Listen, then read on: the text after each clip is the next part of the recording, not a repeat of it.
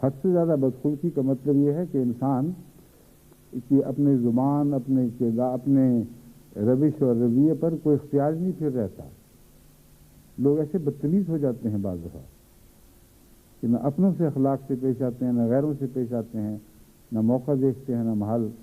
اپنے بچوں سے بھی بدتمیز، اپنی بیویوں سے بھی بدتمیز، اپنے رشتہ داروں سے، اپنے بڑوں سے، اپنے چھوٹوں سے، اور ناقابل برداشت وجود بن جاتے ہیں. تو میں اگر یہ کرو گے تو پھر واپسی نہیں ہوگی.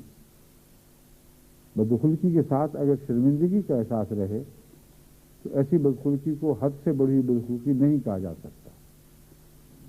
بعض بدخلق میں نے دیکھے ہیں بدخلقی سے پیش آتے ہیں اور بعد میں پھر رو رو کے معافیاں بھی مانگتے ہیں، اور بعض جلدی بعض ذرا دیر میں. تو بدخلقی کا کتنی ہی بڑی ہوئی ہو، اگر کچھ ندامت کا احساس زندہ رہے، کچھ حیا باقی ہو، تو ایسی بدخلقی کو انسان حد سے بڑی ہوئی بدخلقی نہیں کہہ سکتا. حضرت مسیح علیہ السلام نے تعریف فرما دی کہ حد سے بڑی ہوئی بدخلقی، الفاظ آپ کے ہیں، حد سے زیادہ بدخلقی اور بے مہر ہونا لعنتی زندگی ہے. بے مہر ہونے سے مراد پھر یہ ہے کہ انسان کے دل میں جو خدا نے نرمی اور شفقت رکھی ہوتی ہے وہ اٹھ جاتی ہے، اور پھر دل ایسا سخت ہو جاتا ہے کہ پھر اس کو خدا تعالیٰ کی رحمت نازل نہیں ہوتی.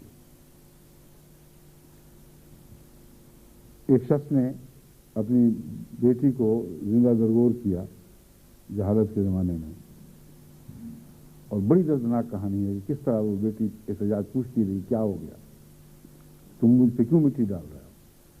پھر اس سے توجہ نہیں دی.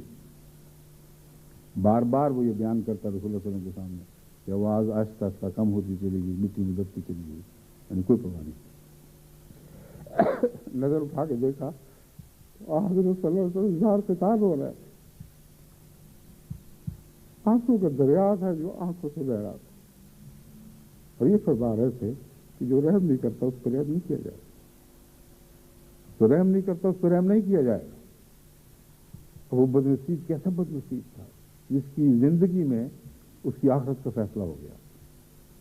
تو حضرت مسیح علیہ السلام یہ فرماتے ہیں جو بے مہر ہو جائے، جس کے دل سے محبت مٹ جائے، بنی نوع انسان سے یا خدا تعالیٰ کے مخلوق سے شفقت کو بھول چکا ہو، اس کی پھر کوئی نجات نہیں ہے، وہ لعنتی زندگی ہے. حد سے زیادہ خدا یا اس کے بندوں کی ہمدردی سے لاپرواہ ہونا لعنتی زندگی ہے. یعنی خدا یاد ہی نہ رہے